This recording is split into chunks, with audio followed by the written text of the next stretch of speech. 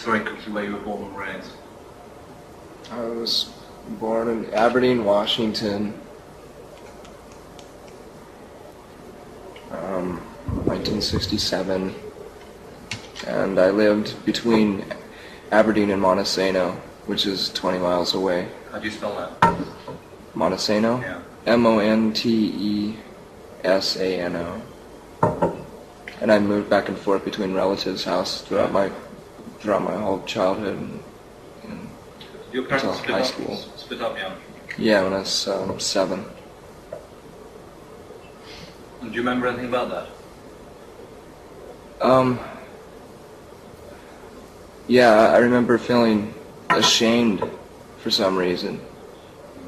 I was ashamed of my parents I couldn't face some of my friends at school anymore because I desperately wanted to have the classic typical family, mother, father.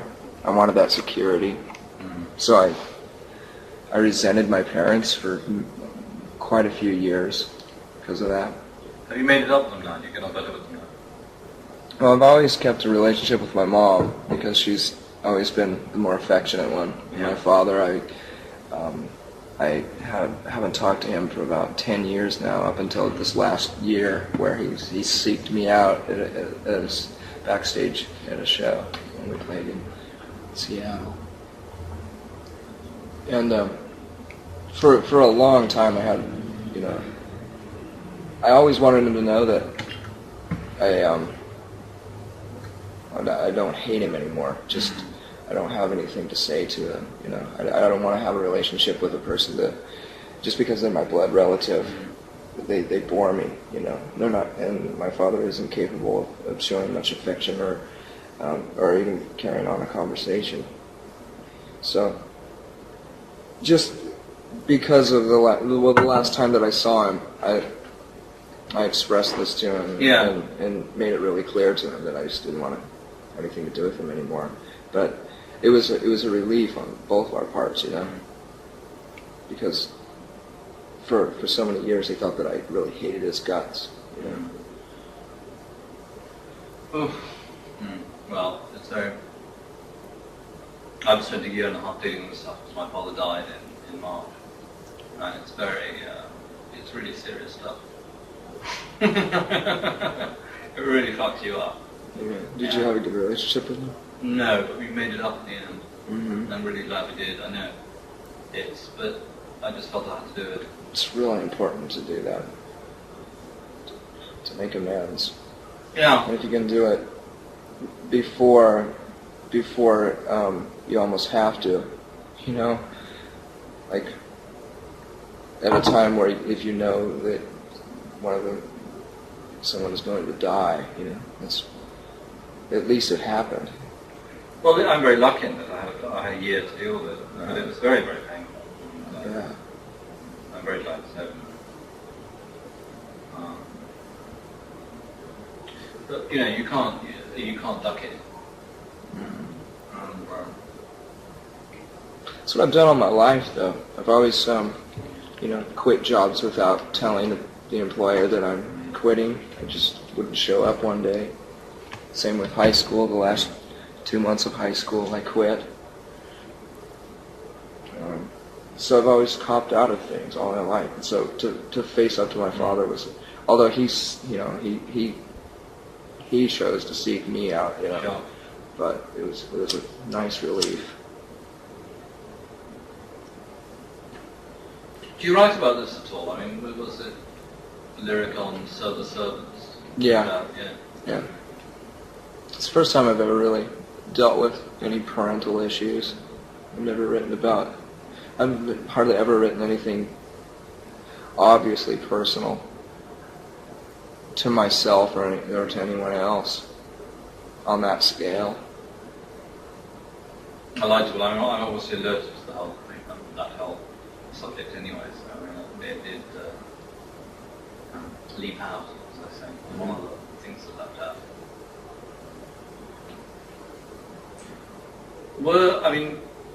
When you were growing up, were you very isolated? Yeah. Very, yeah. Why was that? You just couldn't, you didn't want to make friends or couldn't do it?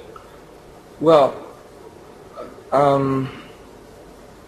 had a really good childhood until the divorce. Yes. And all of a sudden my whole world changed. I Yeah. became antisocial and started to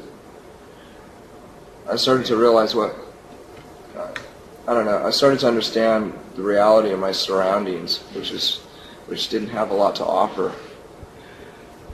Yes. Because it's it's such a small town, and I started to realize I couldn't find any friends that I was very fond of, or who that was compatible with me, with the things that I like to do. I liked to do artistic things. I like to listen to music. I could never find any friends like that. What did you listen to then? Whatever I could get a hold of. Usually my aunts would give me Beatles records. So for the most part, I just had Beatles records, and every once in a while, if I was lucky, I was able to buy a single. Yeah. Did you like the Beatles? Yeah. Did you like it because they're English, or did you just like the tunes? I had no idea. Well, I think that I probably felt. I don't know. My mother has always tried to keep a little bit of English culture in our family. Like, we drink tea all the time. We have tea, Although I've never really known my